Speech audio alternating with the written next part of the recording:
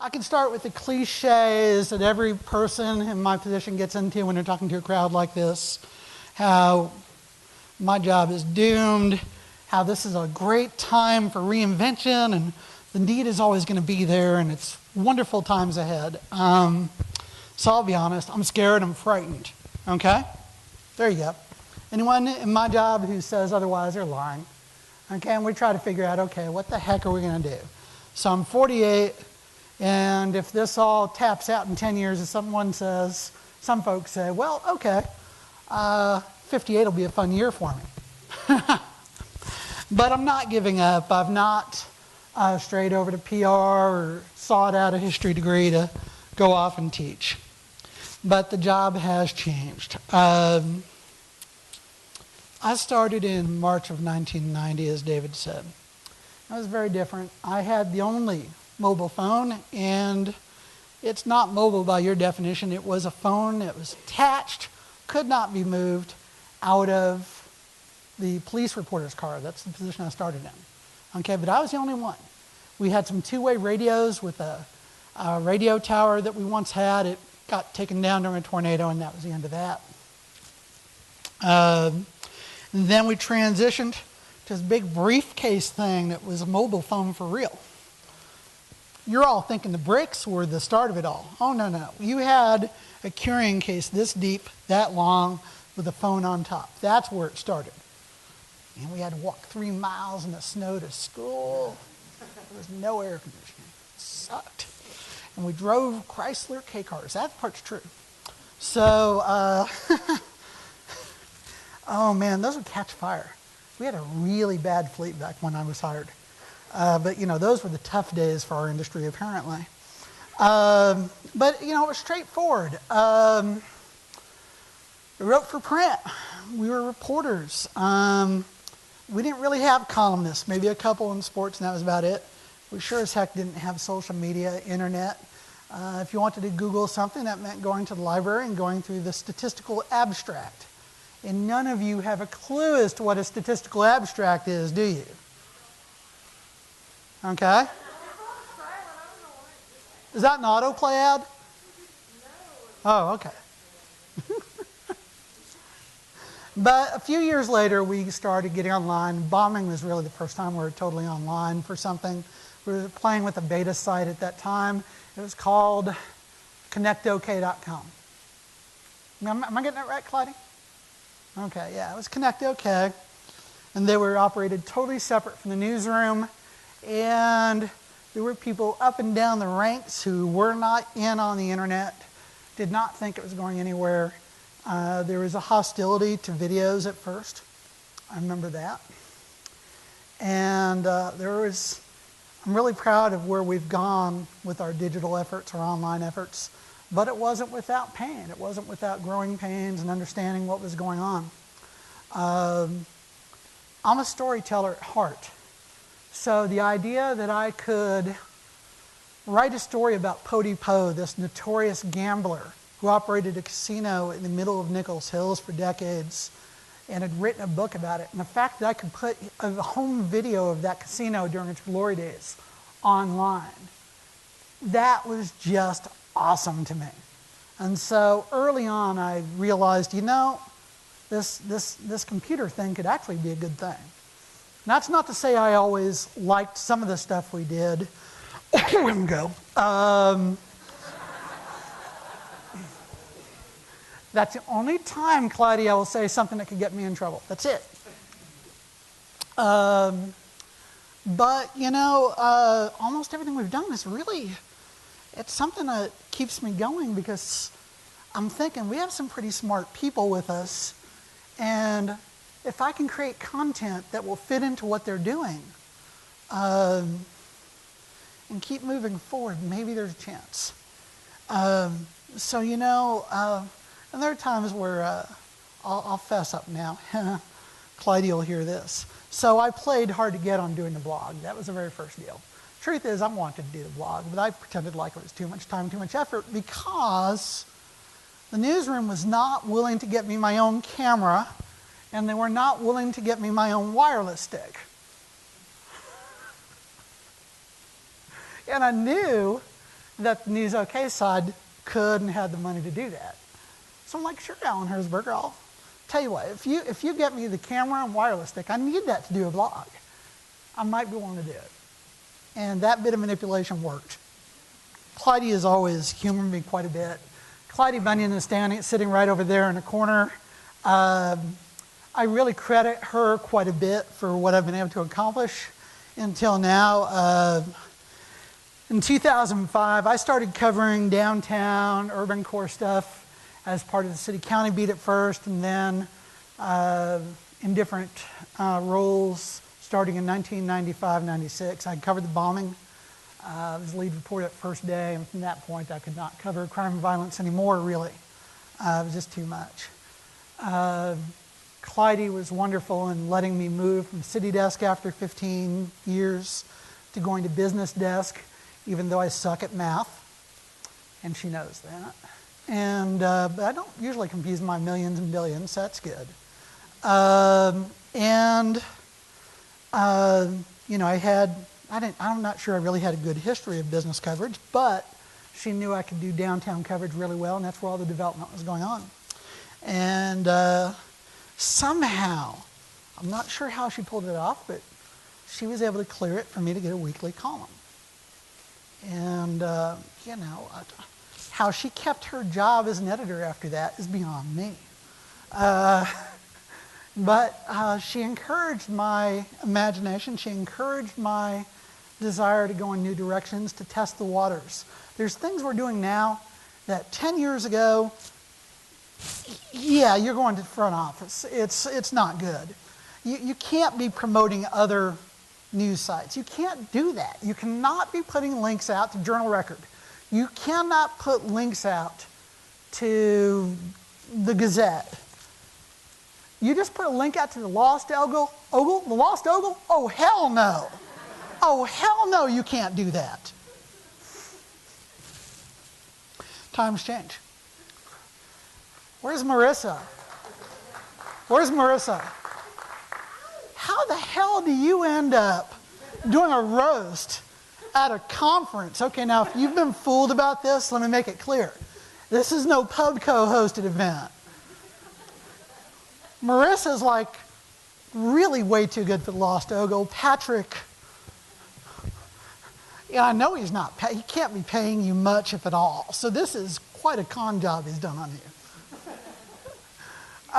So anyway, but things have changed. We are linking to other news sites. We are, and some people don't like it, but I'd just say that News OK is doing pretty good at it. We're posting interesting content. A lot of it is still our own, but we finally acknowledged, okay, there's a bigger world out there. And it's okay, no one died. There was no breach of the sacred journalistic ethics out there. No one's credibility was really hurt. And it just makes us more of a source for a diversity of information that's out there. And if you don't like that crap, then you can go to theoklahoman.com, where it's just the facts, and it's more straightforward.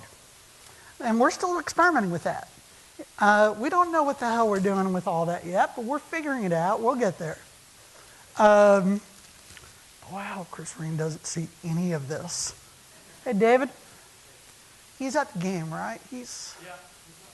Yeah, but I mean, he's at the game. He's not going to watch the replay of this, right? Okay, so I'm looking at my old notebook here. Okay, so I'm going to tell you about a couple of things in live chat. First of all, by the way, you just start putting up 5 or 10 if I'm like talking too long, okay? I'm not happy with the blog now. About a year ago, and I understand why they want to do it, but they changed the interaction. We had a great community of voices on OKC Central. I was proud of it. We had incredible people commenting on blog posts. The comment sections alone were a reason to visit the blog every day. It inspired me. It pushed me to post more. It was just, I loved the connection. I loved these great discussions. And it wasn't all, well, it's Obama's fault. It's George Bush's fault. Damn it, it's the gays that killed Coit's Drive-In. That actually was posted on a story of mine. I'm just like, what?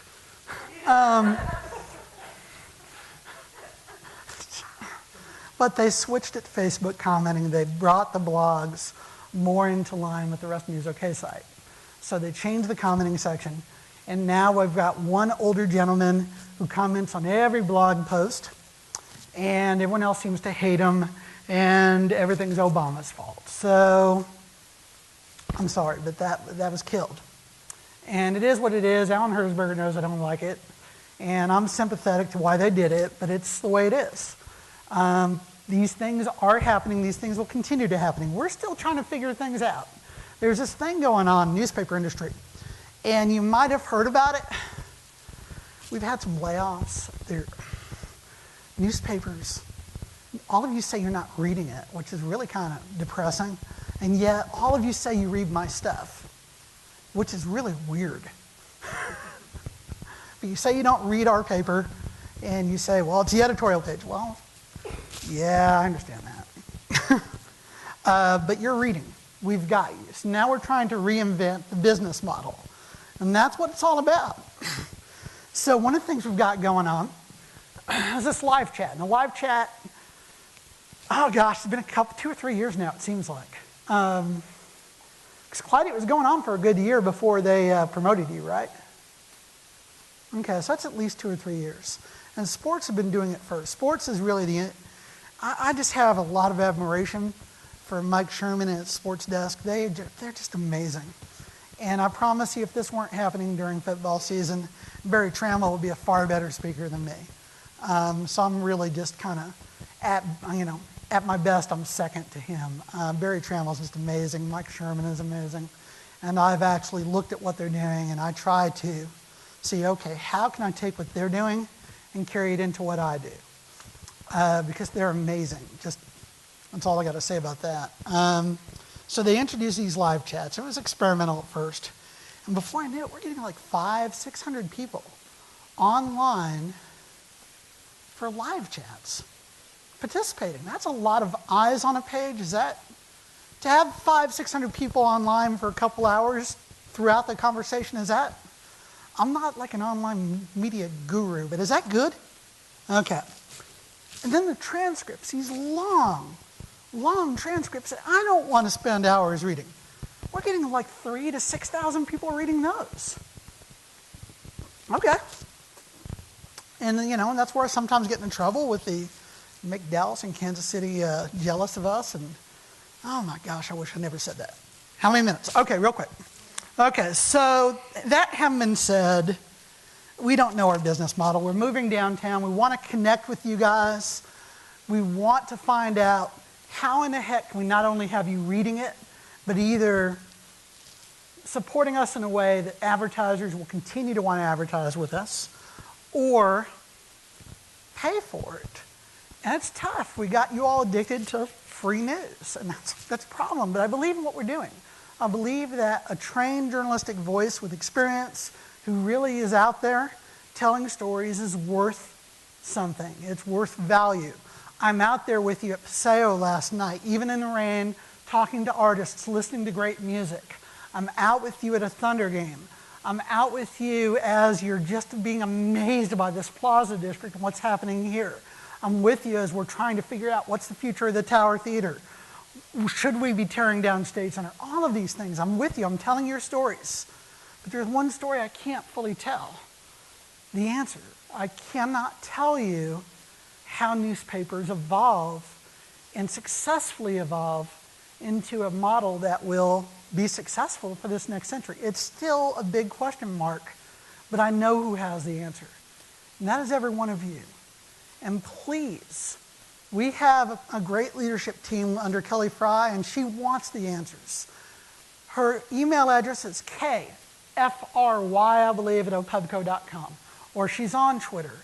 But please, tell me. I'll pass it on. But if you tell us what you want, tell us what you think the new successful business model could be, how we can pull this off, because you've got the answer. Claudia, am I in trouble? Okay. I've not been to the front office in over a year, so I'm trying to... Steve, thank you very much. Okay, thank you. I went to journalism school. I don't know if you know this, but that was very much touched on a lot of the questions that I have. And something occurred to me as you were talking. which is that what people want, I think, is they don't just want to be told from the Oklahoman what the news is. They want to be told from Steve Lackmeyer of the Oklahoman what the news is, because they trust people and they can see you, you're accessible, they can understand you, and they can get the measure of you. And I think that maybe one of the things that would help us would be, or the Oklahoman specifically, would be more journalists who are living it in the way that you are, which is that you're the real deal, if you don't mind me saying. Thank you. So, do you ever get tired of people asking you questions? Don't ask me about between Kansas City and Dallas, Jealous again. I'm sorry I ever said it. I will make sure that nobody ever asks you that again. Everything else is okay. I have one question that I want to ask, which is, and we don't have much time, we'll ask a few questions. I'm sorry about that. I got a big mouth. No, that's fine.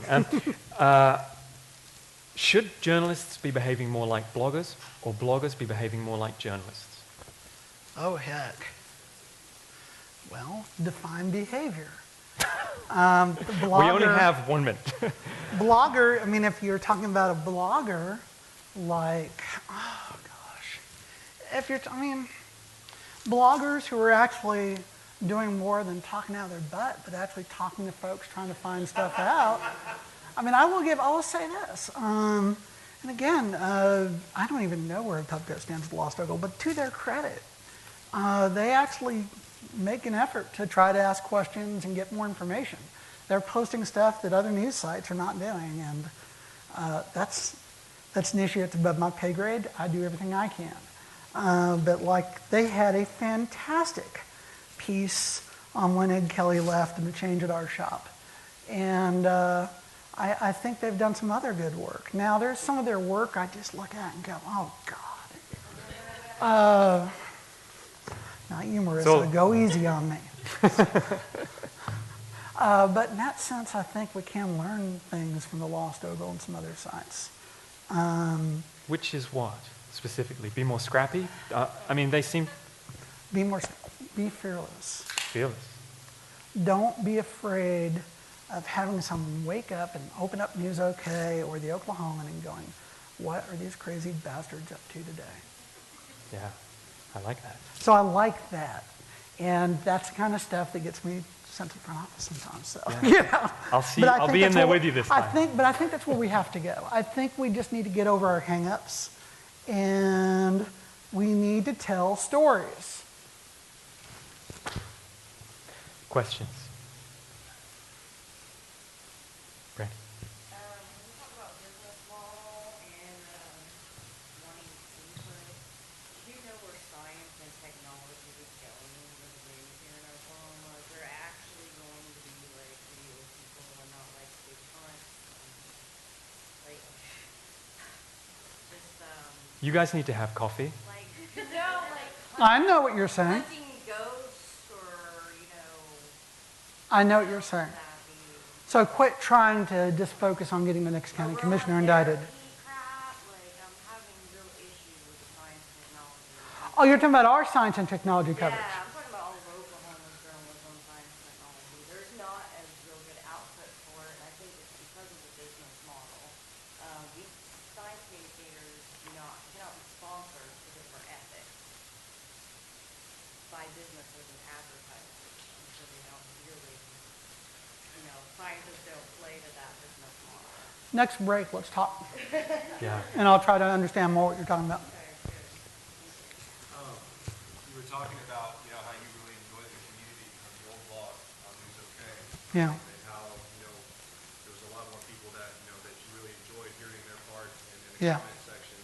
Well, I've noticed that on sites like Reddit, where a lot of people go now for their news, even newscasters that are on TV are using that as some of their topics, right, is on the Reddit website. And so what I'm wondering is would you guys, do you see that being the new form of hearing what other people had to say whenever you're making, your topics? I mean, where it would be able to rank the people what they find important, like the comments that they think are important. Would that be the future of what you guys are looking for? So upvoting comments. Upvoting or And downvoting. stories? Yeah, the stories. I know we try to promote Reddit, and I need to learn more. Okay, I need to visit with you at break, too. Yeah. I don't claim to know it all. Yeah, well,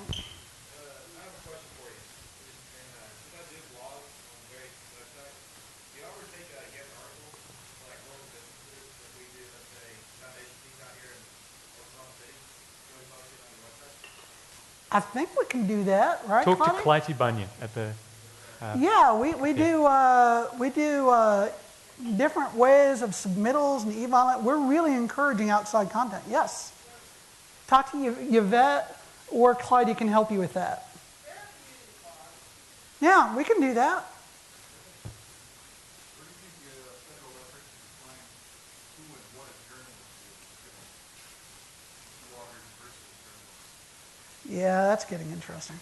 You know, what's going to be interesting to follow is I think folks like the Norman Police Department, the authorities in Ferguson, and so forth, it scares them to death, the idea that the term of journalist is being loosened up so much. I think they've got more to fear. They've got more concerns about it opening up. You know what? That's another thing that eventually the market, readers, you all are going to decide. I will tell you that I consider my 4 years of college my media ethics classes, my media law class. Yeah, I'd take a law class, and I'm not intellectually wired for that. That was hard. I gotta see. The years of training I had with seasoned professional journalists, legends in the business. I learned from everyone from Jim Etter to Mary Jo Nelson, Gene Triplett. There were some really great people that I was very fortunate to learn from. Bill Bateman at KTOK, crazy but wonderful. He taught me a lot in the crime beat when I was just starting out. But I would like to think there's more value in that definition of a journalist versus, well, Sean Hannity's interviewing the duck hunter guy about Iraq. So, Okay, we don't have time for any more questions, I'm afraid. anyway, You'll thank have you all to- very much. Thank you, Steve. Thank you.